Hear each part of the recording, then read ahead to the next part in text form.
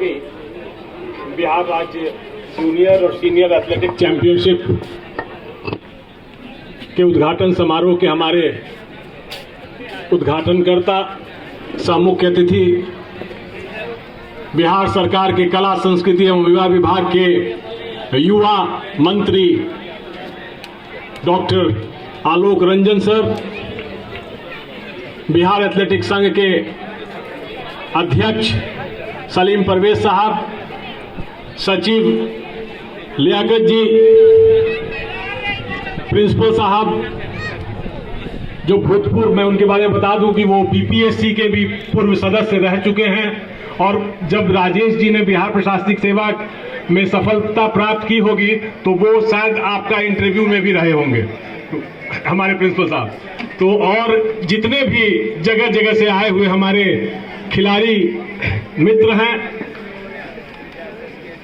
तकनीकी पदाधिकारी हैं, मीडिया के बंधु हैं, आयोजन से जुड़े मुजफ्फरपुर जिला एथलेटिक्स संघ के सहयोगी हैं,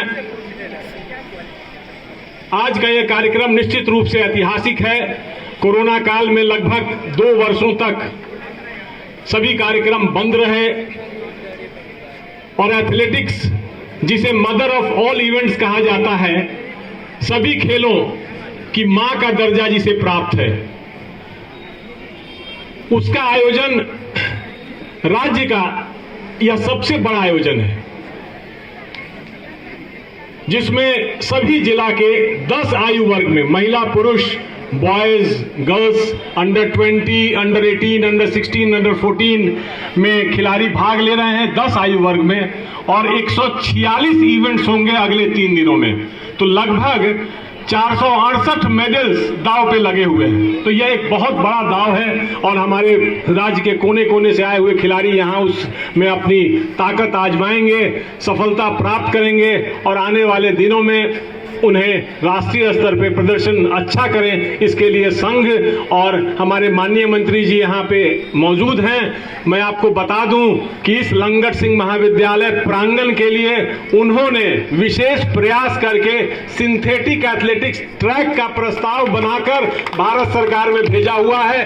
बहुत जल्दी उसमें उन्होंने एक कार्यक्रम भी अपना बनाया है कि वो दिल्ली जाएंगे और वहां सरकार के जो माननीय मंत्री हैं अनुराग ठाकुर साहब और वहां जो सचिव हैं सुजाता चतुर्वेदी मैडम, उनसे स्वयं मिलकर अनुरोध करेंगे कि इस मुजफ्फरपुर के इस कॉलेज के लिए जो एथलेटिक सिंथेटिक ट्रैक का प्रस्ताव गया है वहां से सिद्ध स्वीकृत हो। 7 करोड़ की वो योजना है और यह जो जगह है, यहाँ इस मैदान के बारे में मैं थोड़ा विस्तार से बताना चाहता हूं कि यह जगह, यहां से अंतर्राष्ट्रीय स्तर के खिलाड़ियों ने अपनी पहचान बनाई है, राष्ट्रीय स्तर के कई खिलाड़ी रहे हैं और आज भी यहाँ पे स्वामी विवेकानंद क्रीड़ा एवं योग संस्थान के माध्यम से लगभग शाम सुबह 100 से 200 खिलाड़ी अभ्यास करते हैं और उनमें से आगे निकलने की कोशिश करते हैं।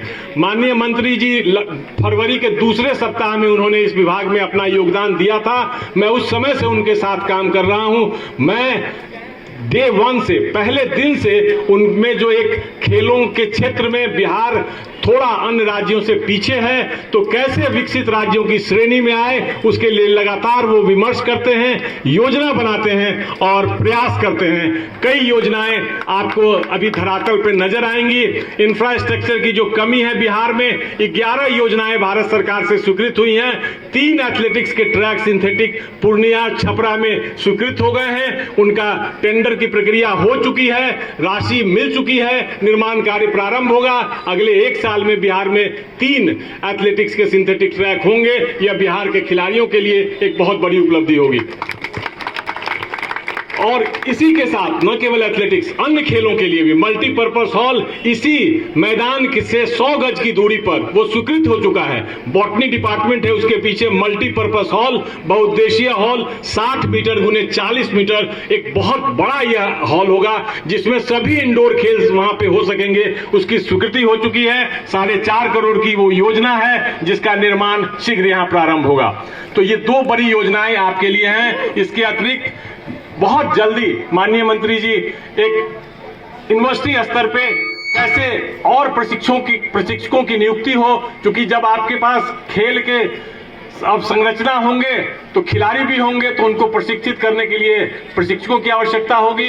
माननीय मंत्री जी के प्रयास से 194 प्रशिक्षकों के पद की स्वीकृति की प्रक्रिया जारी है, जिसमें ये शीघ्र वो स्वीकृत हो जाएगा। उसके लिए लगातार वो वित्त विभाग के वरीय पदाधिकारियों के संपर्क में रहते हैं, उनसे कहते हैं, और वो जब स्वीकृति हो जाएगी तो बिहार में जो प्रशिक्षकों की कमी है वह भी दूर हो जाएगी।